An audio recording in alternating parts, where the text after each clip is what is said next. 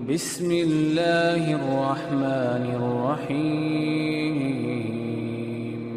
سبحان اللہ وبحمدہ عدد خلقہ ورضا نفسہ وزینت عرشہ ومداد کلماتہ۔ سبحان اللہ بحمدہ، میں اس ذکر پر قائم ہوں اور یہ ذکر کرتا رہوں گا۔ کتنا ذکر؟ عدد خلقہ، اللہ تعالیٰ کی مخلوق کی تعداد کے برابر۔ یہ ریت کے ذرے بھی اس کی مخلوق ہے، درختوں کے پتے بھی اس کی مخلوق ہیں، اور پانی کے قطرے بھی اس کی مخلوق ہیں۔ کائنات کی ہر شے اس کی مخلوق ہے، اس کی مخلوق کی تعداد کے برابر سبحان اللہ بحمدہ کا ذکر کرتا ہوں اور اس پر قائم ہوں۔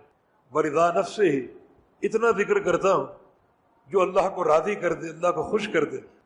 وزینت عرشہ، اتنا ذکر کرتا ہوں جو اللہ کے عرش کے وزن کے برابر ہو۔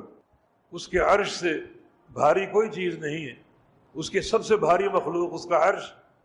سبحان اللہ بحمدہ، یہ ذکر اللہ تعالیٰ کے عرش کے وزن کے برابر۔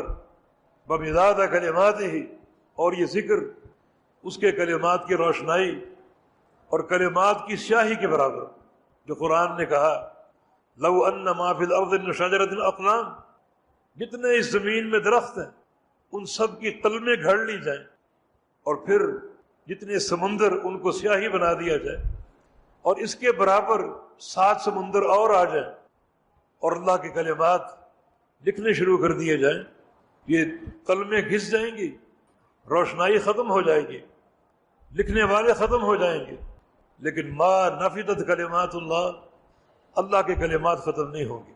سبحان اللہ بحمدہ، اس کے کلمات کی روشنائی اور اس کے کلمات کی سیاہی کے برابر یہ ذکر جو صحیح بخاری کی حدیث سے ثابت ہے، عظیم الشان ذکر۔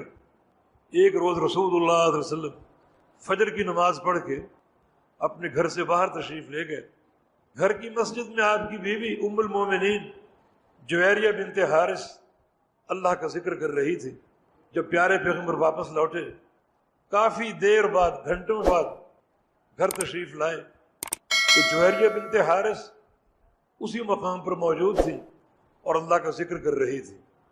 فرمایا کہ جویریہ، اب تک تم نے جتنا بھی ذکر کیا ہے، گھنٹوں بیٹھ کر ذکر کیا ہے، میں جب صبح گزرا تھا یہاں سے تو میں نے ایک کلمہ 3 بار کہا تھا، وہ میرا ایک ہی ذکر تمہارے گھنٹوں ذکر سے افضل ہے اور بھاری ہے، اور وہ ذکر یہی ہے سبحان اللہ بحمدہ عدد خلقہ ورضا نفسہ وزینت عرشہ ومداد کلماتہ۔